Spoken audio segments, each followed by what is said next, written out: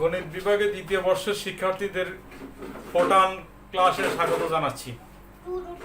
সবাই নিশ্চয়ই ভালো আছো। এর পূর্বে আমরা 3টি অনলাইন ক্লাস নিয়েছিলাম, আজকে চতুর্থ অনলাইন ক্লাস। আজকে আমরা একটি গুরুত্বপূর্ণ অধ্যায় নিয়ে আলোচনা করব। আমরা শ্রেণীকক্ষে ফোটান প্রোগ্রামিংয়ের উপর বেশ কিছু ক্লাস নিয়েছিলাম, যখন করোনাকালীন এই দুর্যোগ ছিল না। এই বিপর্যস্তকর অবস্থায় পড়ার আগে আমরা দ্বিতীয় বর্ষের বিভিন্ন কোর্সের অনেকগুলা ক্লাস আমরা শ্রেণীকক্ষে নিয়েছিলাম। তোমাদের বেশি কিছু অধ্যায় বাকি ছিল না, তারপরও তোমাদের সুবিধার জন্য তোমরা যাতে শ্রেণী কার্যক্রমে জড়িত হওয়ার মাধ্যমে তোমাদের লেখাপড়ার সাথে যাতে তোমাদের সংযুক্ত থাকাটা অব্যাহত থাকে, সেজন্য আমাদের বিভাগের পক্ষ থেকে তোমাদের জন্য এই কর্মপ্রচেষ্টা অব্যাহত আছে। তো আমরা যে উদ্দেশ্যে তোমাদের জন্য এই অনলাইন শ্রেণী কার্যক্রম পরিচালনা করছি, উদ্দেশ্য যাতে সফল হওয়ার জন্য আমাদের যে ভূমিকা, তার চেয়ে তোমাদের ভূমিকা অনেক বেশি। কারণ তোমরাই পড়ালেখা করবে এবং নিজেদেরকে প্রমাণ করার জন্য, প্রতিষ্ঠিত করার জন্য এই কোর্সগুলা ভালোভাবে তোমরা অধ্যয়ন করে তোমরাই কিন্তু ক্যারিয়ারের তোমাদের প্রতিষ্ঠা পাওয়ার জন্য তোমাদের ভিতরে কি আছে সেটি সমৃদ্ধ করা প্রয়োজন। কারণ চাকরি পরীক্ষা বলো, তোমাদের এই কোর্সগুলোর সমাপনী পরীক্ষার কথাই বলি, সেখানে কিন্তু তোমারটা তুমিই লিখবা। তোমার ভিতরে কি আছে সেটি প্রমাণ করার দায়িত্ব তোমারই। সুতরাং নিজেদেরকে পরিপূর্ণ প্রস্তুত করার দায়িত্ব তোমাকে নিতে হবে। আমাদের যে কাজ তোমাদেরকে পথ দেখিয়ে দেওয়া, তোমাকে উদ্বুদ্ধ করা, তোমাকে পড়ালেখার প্রতি আগ্রহী করা, সে কাজটুকু আমরা করে যাচ্ছি। উদ্বুদ্ধ হওয়া, অনুপ্রাণিত হওয়া, পড়ালেখায় নিজেকে ব্যস্ত রাখা এবং নিজেকে পরিশ্রমী হিসেবে প্রমাণ করার দায়িত্ব তোমারই। তো সেই জন্য তোমরা যদি এই কাজগুলা করো, তাহলে আমাদের যেই কর্ম প্রচেষ্টা, আমাদের যেই উদ্যোগ, সেটি সফলতায় চূড়ান্ত গন্তব্য ছিনিয়ে নিবে। সুতরাং তোমরা পড়ালেখা করো, এই বিপর্যস্তকর সময়গুলোকে একটু কাজে লাগাও। নিজেরা সামাজিক দূরত্ব তথা স্বাস্থ্যবিধি মেনে গৃহে অবস্থান করে তোমরা সময়গুলোকে কাজে লাগাও। এই অখণ্ড অবসর সময়টাকে তোমরা অবসরে রাখবে না। তোমরা তোমাদের পরিশ্রমের মাধ্যমে তোমাদের কোর্স সমাপনী যেমন ভালো করবে, কোর্সগুলার যে তোমাদের আয়ত্ত করা সেটি তোমরা ঠিক করে নিবে। তোমরা সফলতা ছিনিয়ে আনবে ভালো পরিশ্রম করে, এবং চূড়ান্ত পরীক্ষা তোমরা ভালো রেজাল্ট করবে। পরবর্তীতে তোমরা তোমাদের চাকরির পরীক্ষা, বিভিন্ন প্রতিযোগিতামূলক পরীক্ষা নিজেদেরকে প্রমাণ করবে এবং সমাজ ও রাষ্ট্রে তোমরা প্রতিষ্ঠিত নাগরিক হিসাবে নিজেদেরকে প্রতিষ্ঠা করবে, সেই প্রত্যাশা থাকবে। তো এখন আমি আজকের যে চ্যাপ্টারটি, সেই চ্যাপ্টার নিয়ে আলোচনা করি। আজকে যে চ্যাপ্টারটি, এটির নাম হলো সাব প্রোগ্রাম। আমরা সাব প্রোগ্রাম শব্দটি এবং এটি কাকে বলে, কয় প্রকার, এগুলো আমরা যখন ফোটানের বেসিক বিষয় নিয়ে আলোচনা করছিলাম, আমরা কিন্তু ক্লাসে এই বিষয়ে আলোচনা করেছিলাম। আজকে আমরা এই সংশ্লিষ্ট কিছু প্রোগ্রামের কিছু সমস্যার আমরা প্রোগ্রামগুলো এখানে উপস্থাপন করব। তো সেই জন্য আমি আগে আলোচনা করলেও এই প্রবলেমগুলার সলিউশনের জন্য আমাদের একটু আলোচনা করা দরকার। সাব প্রোগ্রামটা কি? সাব প্রোগ্রাম একটা প্রধান প্রোগ্রামের অংশ।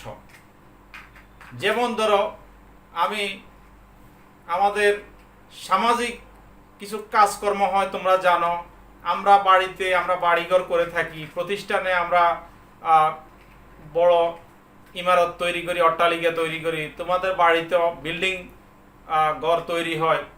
তো সেখানে আমাদের কাজের যে কাজগুলো হয় কাজগুলো একটু স্মরণ করো। একটা ঘর যখন আমরা বিল্ডিং ঘর বানাই সেখানে রাজমিস্ত্রির কাজ, ইট পাথর কংক্রিট রড সিমেন্ট ইত্যাদির কাজ হয়। এরপরে সেখানে দরজা জানালা থাকে, সেখানে দরজা জানালাতে কি হয়, কাঠের কাজ হয়, লোহার গ্রিলের কাজ হয়। আবার তোমার ঘরের বিদ্যুতায়নের জন্য ইলেকট্রিক মিস্ত্রির কাজ আছে, বাথরুমগুলোর জন্য এবং আমাদের পানির লাইনের জন্য স্যানিটারি মিস্ত্রির কাজ আছে। সর্বশেষ তোমার টাইলসের কাজ আছে। তারপরে কিসের কাজ আছে, আমাদের রঙের কাজ আছে। এই কাজগুলা এক ব্যক্তি বা এক মিস্ত্রির দ্বারা সম্ভব না, এক কন্ট্রাক্টর ওই কাজটা করে না, প্রধান একজন কন্ট্রাক্টর থাকে। তিনি কি করেন, এই কাজগুলা বিভিন্ন এক্সপার্টাইজ লোকদের দিয়ে, অর্থাৎ যারা কার্পেন্টার কাঠমিস্ত্রি তাকে সে কাঠের কাজগুলা সে কন্ট্রাক্ট দেয়, সাব কন্ট্রাক্ট দেয়। বিদ্যুতের যে মিস্ত্রি তাকে বিদ্যুতের কাজটা সাব কন্ট্রাক্ট দেয়। এভাবে যার যে কাজ সেভাবে তিনি সাব কন্ট্রাক্ট দিয়ে থাকেন। সবগুলা যাদের কাজ যখন যেটা প্রয়োজন সে সেই কাজটা করে আনে, প্রধান কন্ট্রাক্টরকে বুঝাই দেয়। সর্বশেষ সব কিছু ঠিকঠাক হলে একটা সুন্দর বিল্ডিং আমরা পেয়ে থাকি। ঠিক অনুরূপভাবে সাব প্রোগ্রামটা ওই সাব কন্ট্রাক্টরের কাজের মতো। সে সাব প্রোগ্রামে প্রধান প্রোগ্রামে বড় প্রোগ্রাম থাকে, সে কাজগুলা সাব প্রোগ্রামের মধ্যে করে আনে, করে সে প্রধান প্রোগ্রামকে ফেরত দেয়। তারপর প্রধান প্রোগ্রাম তার প্রয়োজন অনুযায়ী সেই কাজটা করে সে চূড়ান্ত আউটপুটটা আমাদেরকে দিয়ে দেয়। এটাই হলো সাব প্রোগ্রামের কাজ। সাব প্রোগ্রাম দুই প্রকার, একটা হলো ফাংশন সাব প্রোগ্রাম আর একটা হলো সাব রুটিন সাব প্রোগ্রাম। আমরা দুই একটা পার্থক্য যদি উপস্থাপন করি তাহলে তোমাদের বুঝতে সুবিধা হবে। তোমার ফাংশন সাব প্রোগ্রামে তোমার কলিং প্রোগ্রামে কেবলমাত্র একটি মান দিতে সক্ষম, আর সাব রুটিন সাব প্রোগ্রামে একাধিক মান দিতে সক্ষম। আর ফাংশন সাব প্রোগ্রামে ফাংশনের নাম ব্যবহার করে মান ফেরত পাঠায়। সাব রুটিন সাব প্রোগ্রামে ডামি আর্গুমেন্ট ব্যবহার করে মান ফেরত পাঠায়। কেমন? তারপরে ফাংশন সাব প্রোগ্রাম একটি চলকের ন্যায় কাজ করে বিদায় এটার নামকরণের ক্ষেত্রে চলকের নামকরণের যে নিয়মাবলী আছে তোমরা সেটি জানো, আমরা ক্লাসে শিখিয়েছিলাম। আমি একটু দুই একটা বলি। যেমন এটি 6 ক্যারেক্টার বিশিষ্ট হতে হবে, এটি আলফা নিউমেরিক ক্যারেক্টার হতে হবে, এখানে কোনো বিশেষ ক্যারেক্টার বসানো যাবে না। এরকম প্রথমে নিউমেরিক কোনো ডাটা বসানো যাবে না, ঠিক আছে। এই যে 6-7টা নিয়ম আছে, এগুলো আমরা তোমাদের ক্লাসে শিখিয়েছি। অনুরূপভাবে তোমার ফাংশন সাব প্রোগ্রামের ক্ষেত্রে এটি প্রযোজ্য, কিন্তু সাব রুটিন সাব প্রোগ্রামের ক্ষেত্রে এরকম কোনো সুনির্দিষ্ট কোনো বিধিনিষেধ নেই, ঠিক আছে। তারপরে তোমার ফাংশন সাব প্রোগ্রামটা এটা লাইব্রেরি ফাংশনের মতো ব্যবহৃত হয়, ফলে এটা কলিং প্রোগ্রামে তার নাম অনুযায়ী সে ব্যবহৃত হয়। নামটা লিখলে সে ওই সাব প্রোগ্রাম থেকে ওই মানটা সে টেনে নিয়ে আসে, গ্রহণ করে, এভাবেই। কিন্তু সাব রুটিন সাব প্রোগ্রামে তোমার একটা কলিং স্টেটমেন্ট লিখতে হয়, লিখে কল CALL লিখে তারপরে সাব রুটিনে যে নামটা দিয়েছিল ওই নামটা লিখতে হয়, লিখলে তারপরে সে প্রধান প্রোগ্রামে এসে কাজ করে। এই হলো বেসিক পার্থক্য। আমরা এখন কয়েকটা তোমার সমস্যার সমাধান করব। যেমন তোমার একটি পূর্ণ সংখ্যার ফ্যাক্টোরিয়াল নির্ণয় করার যে প্রোগ্রামটা, এই প্রোগ্রামটা আমরা করব। প্রথমে তোমার প্রশ্নটা এরকম, একটি পূর্ণ সংখ্যার ফ্যাক্টরিয়াল নির্ণয়ের জন্য একটি সাব প্রোগ্রাম লিখো। একটি পূর্ণ সংখ্যার ফ্যাক্টরিয়াল নির্ণয়ের জন্য একটি সাব প্রোগ্রাম লিখো।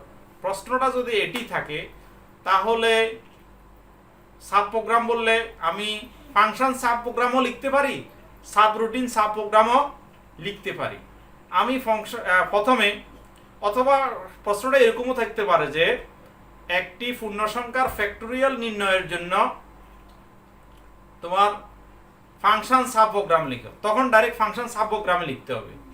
আর যদি সাব রুটিন সাব প্রোগ্রাম বলে সাব রুটিন সাব প্রোগ্রাম লিখতে হবে। আর যদি শুধু সাব প্রোগ্রাম বলে তাহলে যে কোনো একটা লিখলেই হবে। তা আমি একটু দুইটার কেমন পার্থক্য, এই জন্য আমি দুইটাই করছি। প্রথমে আমি ফাংশন সাব প্রোগ্রামটা করতেছি। প্রথমে আমরা এটার নাম লিখব। আচ্ছা, আমি লিখতেছি। প্রথমে এভাবে লিখতে হবে, ফাংশন লিখতে হবে, ফাংশন। তারপরে আমরা কি বের করব? ফ্যাক্টরিয়াল বের করব, ঠিক আছে? তাহলে এটার একটা নাম দিতে হবে, এটার একটা নাম দিতে হবে। ফ্যাক্টরিয়াল, তো ফ্যাক্টরিয়াল বানান লিখতে FACTORIAL, তা আমরা সংক্ষেপে ফ্যাক্ট লিখলাম, ঠিক আছে? আর এখানে একটা আর্গুমেন্ট দিতে হবে কিসের ফাংশনটা, মানে কিসের ফ্যাক্টরিয়াল, কোন সংখ্যার ধরলাম, সেটা যদি n হয় তাহলে ফ্যাক্ট n, ঠিক আছে? আচ্ছা, এরপরে ফ্যাক্টটা নিশ্চয়ই ইন্টিজার হবে, সেই জন্য আমাকে বলতে হবে এটা ইন্টিজার, ইন্টিজার ফ্যাক্ট, ঠিক আছে? তারপরে তোমার আমরা এটা ফ্যাক্টরিয়ালটা তো তোমরা চিনো, তোমরা ছোটবেলা থেকে শিখছো। ছোটবেলা বলতে তোমরা ইন্টারমিডিয়েট থেকে ফ্যাক্টরিয়ালের ভ্যালু সম্পর্কে জানা। ধরো আমরা 5 ফ্যাক্টরিয়ালকে কিভাবে লিখি? 5 × 4 × 3 × 2 × 1, কেমন? অর্থাৎ যা লিখবো তার থেকে 1 পর্যন্ত গুণ হবে। 1 আছে, 2 আছে, 2 থাকলে 2। তারপর যদি ধরো 3 ফ্যাক্টরিয়াল লিখতাম, 3 × 2 × 1, 1 থেকে শুরু করে 3 পর্যন্ত, এগুলোর গুণ, কেমন? n ফ্যাক্টরিয়াল হলে n, n-1, n-2, এভাবে যেতে যেতে 3, 2, 1, এগুলো তোমরা জানো। তো ফলে স্টার্ট হলো 1 থেকে, তারপর 2, 3 ইত্যাদি, তাই না? এই জন্য আমরা তোমার ওই যে সিরিজে যখন আমরা করছিলাম, তোমাদের মনে আছে নিশ্চয়ই, সিরিজ যোগফল বা গুণফল। যোগের বেলায় আমরা সাম লিখতাম 0 থেকে শুরু, আর গুণের বেলায় প্রোডাক্ট লিখতে আমরা 1 থেকে শুরু। এটাও গুণ, এই জন্য ফ্যাক্ট = 1 দিয়ে শুরু, ঠিক আছে? এরপরে ডু লুপ লাগবে, তোমরা জানো, ডু স্টেটমেন্ট, ডু আই। এটা যদি n ফ্যাক্টরিয়াল হয় তাহলে গুণ হবে কত থেকে শুরু? 1 থেকে শুরু করে n পর্যন্ত, এক এক করে বাড়বে, এই জন্য বাড়ারটা আমি লিখলাম না। আচ্ছা, তারপরে ফ্যাক্ট সমান হবে ফ্যাক্ট ইনটু আই, এখানে এক এক করে বাড়বে। ডু স্টেটমেন্ট শেষ, কেমন? And do. তারপরে রিটার্ন, এগুলা হলো ফরম্যাট। প্রথমে এই ফাংশন সাব প্রোগ্রাম লিখতে গেলে প্রথমে ফাংশন লিখতে হবে, তারপরে এখানে নামটা লিখতে হবে সাব প্রোগ্রামের, ঠিক আছে? ফরম্যাট, আর ফরম্যাট এরকম লাস্টে রিটার্ন লিখতে হয়। এরপরে আমাদের এটাকে বলা হয় এটুক যা লিখছি এটা হলো তোমার সাব প্রোগ্রাম। সাব প্রোগ্রাম অংশটা হলো এটুক sub program, function sub program যেটি, এটা হলো সেটা। এরপরে মূল প্রোগ্রাম শুরু, এখান থেকে একসাথে লিখতে হবে আমাদের ইন্টিজার, ঠিক আছে? ইন্টিজার কে? ফ্যাক্ট ইন্টিজার, কেমন?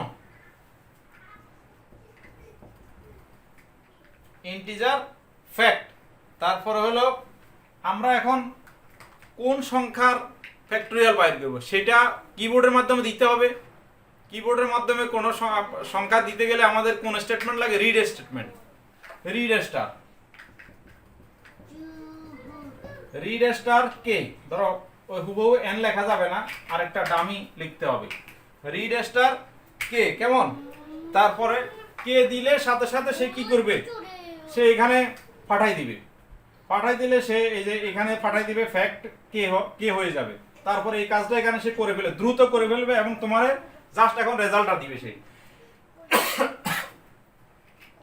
রেজাল্ট হলো প্রিন্ট, প্রিন্টে আসবে। প্রিন্ট স্টার, তুমি জাস্ট রেজাল্টটা কি চাও এভাবে চাও, ফ্যাক্টোরিয়াল সমান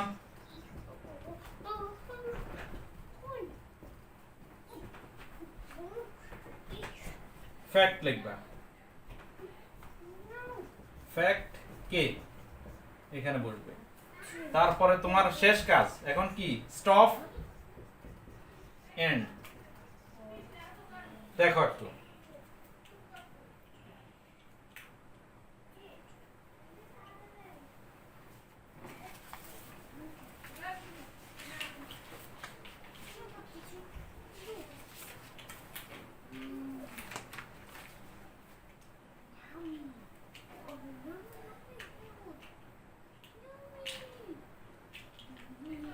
আচ্ছা এবারে এটা হলো আমাদের সাব প্রোগ্রাম। এটাই যদি আমি সাব রুটিনে লিখি তাহলে কিভাবে লিখব? এটাই যদি আমি সাব রুটিনে লিখি তাহলে কিভাবে লিখবো একটু দেখো। এখানে ফাংশনের পরিবর্তে লিখব সাব রুটিন।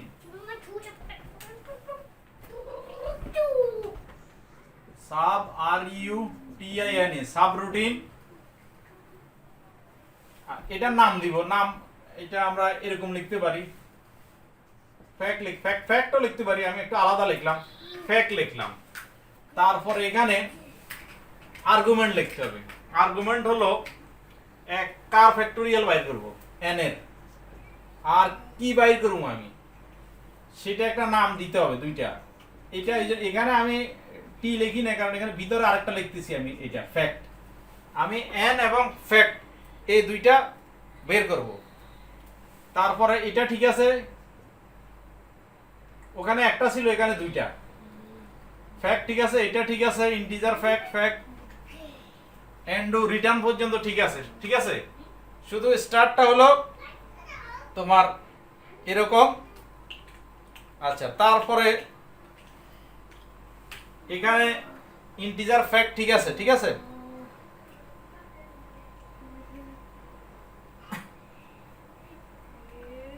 তারপরে কি লিখছি? রিড স্টার কে,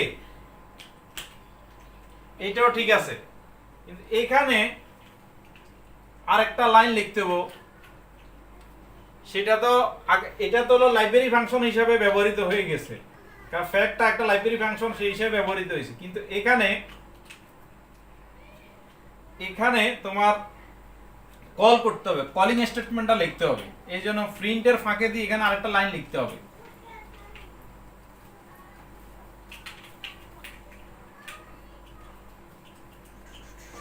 এখানে লিখতে হবে কল,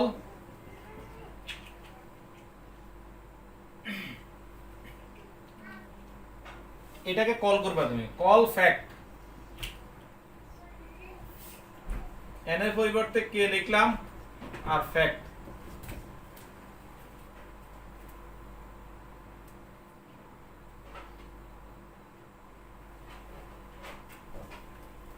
আচ্ছা এখন এখানে এই ফ্যাক্টের ফ্যাক্ট না লিখে আমি ফ্যাক্টের পরিবর্তে আমি একটা অন্য একটা ইয়ে লিখি, এল লিখি, ঠিক আছে। কল ফ্যাক্ট কে এল। এখন আমি প্রিন্ট করব, প্রিন্ট স্টার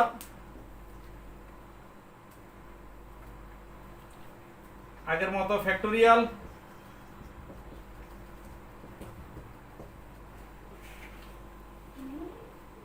আমি ফ্যাক্টোরিয়াল সমান কে বসবে? ফ্যাক্ট, ফ্যাক্টের মান কত লিখছি? এল, তাহলে আমি এখানে এল লিখব। কাজ কিন্তু শেষ, স্টপ এন্ড।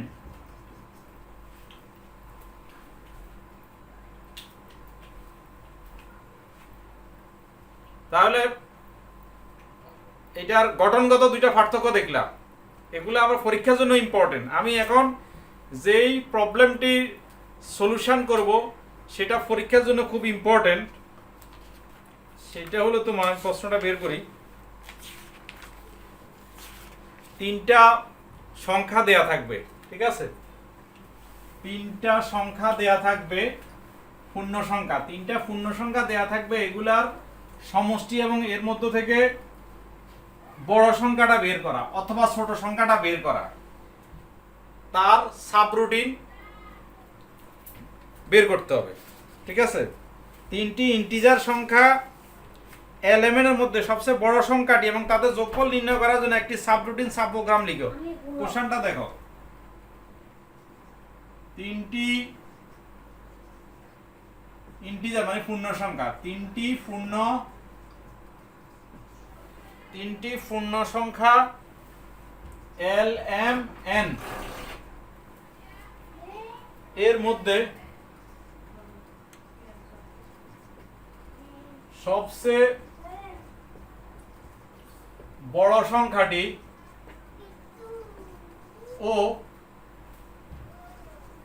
তাদের সমষ্টি নির্ণয়ের সাবরুটিন সাবপ্রোগ্রাম লিখো, ঠিক আছে? তিনটি পূর্ণ সংখ্যা এলিমেন্টের মধ্যে সবচেয়ে বড় সংখ্যাটি ও তাদের সমষ্টি নির্ণয়ের সাবরুটিন সাবপ্রোগ্রাম লেখো। এটা বড় সংখ্যাটি অথবা ছোট সংখ্যাটি, পরীক্ষায় কোনো বছর বড় সংখ্যাটি আসলে পরের বছর ছোট সংখ্যাটি আসে। দুইটাই খুব ইম্পর্টেন্ট পরীক্ষার জন্য এবং এটা বড় প্রশ্ন হিসাবে আসে, খুবই গুরুত্বপূর্ণ। একটু মনোযোগ দিয়ে দেখো আমরা কিভাবে করতেছি। প্রথমে কি লিখতে হয়? Subroutine, subroutine. আমি একটু ছোট করে লিখি যাতে দুই পাশে দুইটা আমরা লিখতে পারি।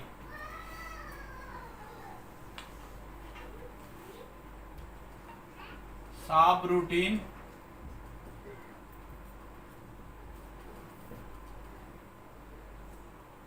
সাবরুটিন তারপরে কি আমরা কি বাইর করব, এটার একটা নাম দিতে হবে। ফাংশনের একটা সাবরুটিনের একটা নাম দিতে হবে। কেমন নাম দিলাম? ধরো এটার নাম রেজাল্ট। কার কার? এলএমএন। এলএমএন কি কি বাইর করতে হবে? বড়টা লার্জ, এলএআরজি লার্জ। আর কি বাইর করতে হবে? সাম। এই জিনিসগুলা বের করা লাগবে, ঠিক আছে? একাধিক বের করতে গেলে আমরা জানি যে সাবরুটিন লাগে। একটা হলে সাবপ্রোগ্রাম দিয়েও, ফাংশন সাবপ্রোগ্রাম দিয়ে সম্ভব। কেমন?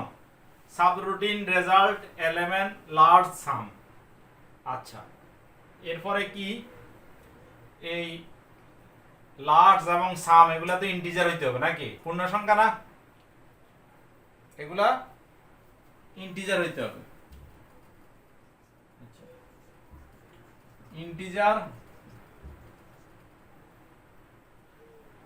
লার্জটাও ইন্টিজার হবে, সামও ইন্টিজার। আচ্ছা, তারপরে সাম কিভাবে বাইর করে? আমরা জানি যে সাম বাইর করে হলে যোগ করি। এখন তিনটা সংখ্যার মধ্যে বড় সংখ্যাটি কিভাবে বের করব, এটা আমাদের লজিক্যাল স্টেটমেন্ট লাগবে। একটু মনোযোগ দিয়ে দেখো। আগে আমি লিখি, তারপরে আমি তোমরা একটু বুঝো, আমি বুঝাবো।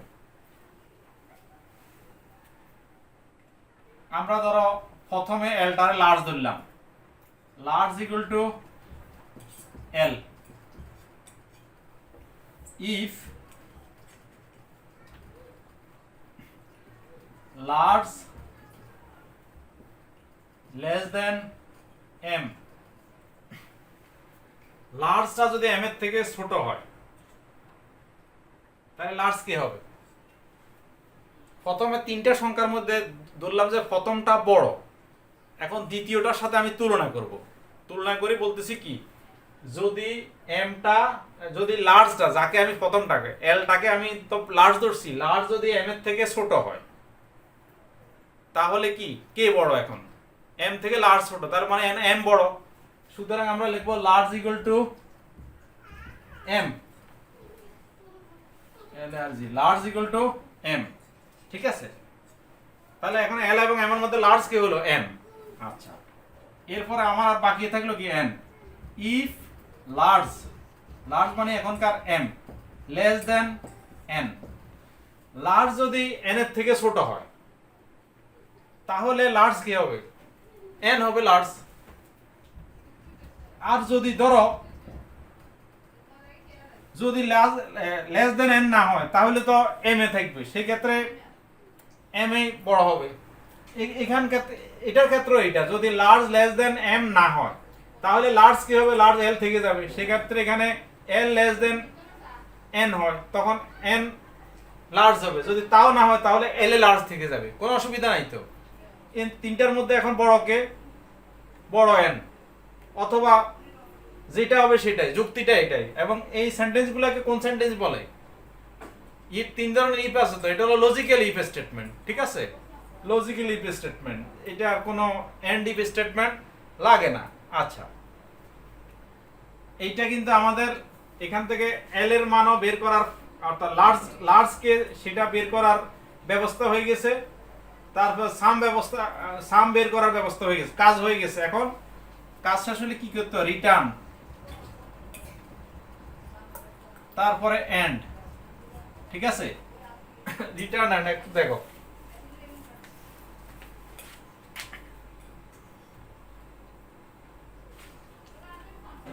এটুকু হলো কি? সাব রুটিন, সাব প্রোগ্রাম, অর্থাৎ সাব প্রোগ্রামটা এটুকু। এখন মেইন প্রোগ্রাম লিখবো আমরা, প্রধান প্রোগ্রামটা আমরা এখন লিখবো। ঠিক আছে, তো প্রধান প্রোগ্রাম লিখতে গেলে আবার ইন্টিজার সাম, সাম আর কি লার্জ, লার্জ না লিখলেও চলে, লার্জ তো এর মধ্যে থেকে একটা ইন্টিজার আসবেই। ঠিক আছে, আচ্ছা লিখলাম আমরা। লেখার পরে এখন আমাদেরকে এই তিনটা সংখ্যা, এলিমেন্ট সংখ্যাগুলো তো আমাদেরকে ইনপুট দিতে হবে কিবোর্ডের মাধ্যমে। কিবোর্ডের মাধ্যমে ইনপুট দিতে হলে কি করতে হবে? আমাদেরকে রিড স্টেটমেন্ট লিখতে হবে। কেমন? Read statement, read star I, আমরা এলিমেন্ট লিখবো না, এলিমেন্ট না লিখে অন্য তিনটা লিখতে হবে আমাদেরকে, আই জে কে। আচ্ছা, এখন দিলে সে জাস্ট এই কি কাজ করবে? সে এখানে ও সাব কন্ট্রাক্টরদেরকে কি এটা দিয়ে দিবে, অর্থাৎ সাব প্রোগ্রামকে সে দিয়ে দিবে, সাব রুটিনকে সে দিয়ে দিবে আইজে কে। দিলে ঠিক এলিমেন্টের জায়গাতে আইজে কে বসে লার্জ এবং সামটা বের করে নিয়ে আসবে সে। তোমার কোনো কষ্ট নাই, জাস্ট এখানে সে কাজ করে ডাইরেক্ট রেজাল্টটা নিয়ে আসবে। নিয়ে আসে আমাদেরকে কি? আমাদেরকে মূল রেজাল্টটা দিয়ে দিবে। দিতে হলে আমাকে কি করতে হবে? আমি আগে বলছি যে আমাদের সাব রুটিনে ওই সাব প্রোগ্রামের রেজাল্টটা আনার জন্য একটা কল প্রোগ্রাম লিখতে হবে। আমাকে এখানে কল লিখতে হবে। কল কি নামে সে ডাকবে? রেজাল্ট নামে, এটা নামে ডাকবে, কল রেজাল্ট। এখানে এগুলো লিখতে হবে। এলিমেন্টের জায়গায় লিখবো আই জে কে আর লার্জ আর সাম।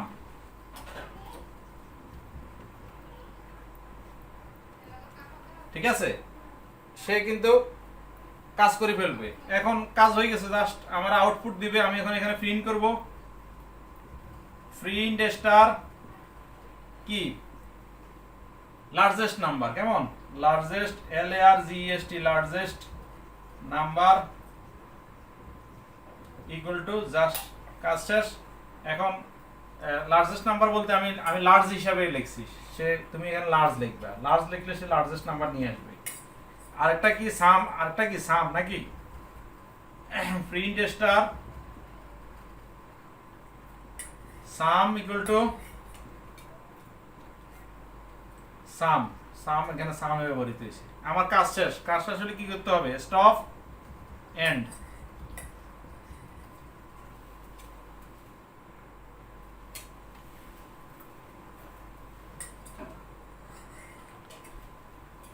তো ঠিক আছে, কেমন? আমাদের লার্জেস্ট নাম্বার বাইর করার প্রোগ্রামটা দেখছো। Subroutine, result, integer large, sum, sum সমান হলো তিনটা যোগফল, লার্জ বাইর করলাম, তারপরে মূল প্রোগ্রাম লিখলাম, এটুকু হলো মূল প্রোগ্রাম। আচ্ছা, অনুরূপভাবে আমরা যদি স্মলেস্ট নাম্বারটা পরীক্ষায়, এটাও খুব ইম্পর্টেন্ট, আমি এটা পাশে লিখি, দুইটাই প্রায় কাছাকাছি, এটা পারলে তোমরা ওইটা এমনি করতে পারবা। তারপরে আমি করে দিচ্ছি, কি লিখতে হবে, সাব রুটিন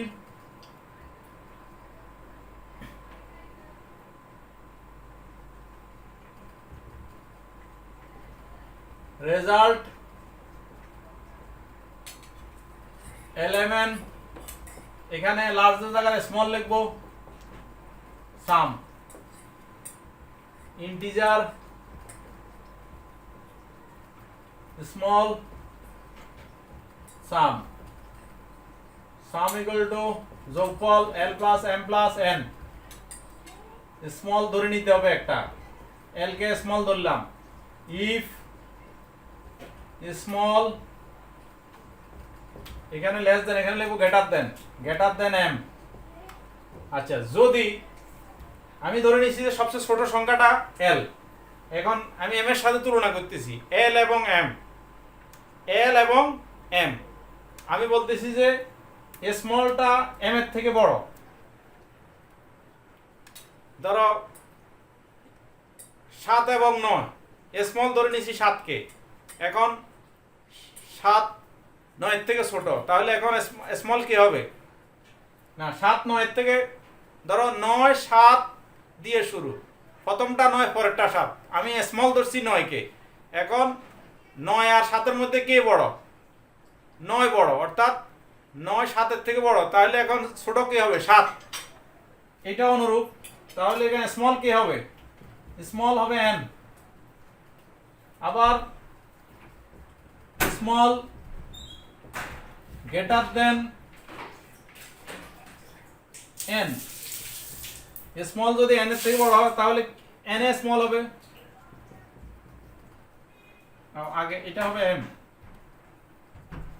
এটা n, ঠিক আছে, একই রকম শেষ, এরপরে রিটার্ন, আর যা আছে সব আগের মতো, রিটার্ন এন্ড, এটা হলো তোমার কি সাবরুটিন, এরপরে মূল প্রোগ্রাম ইন্টিজার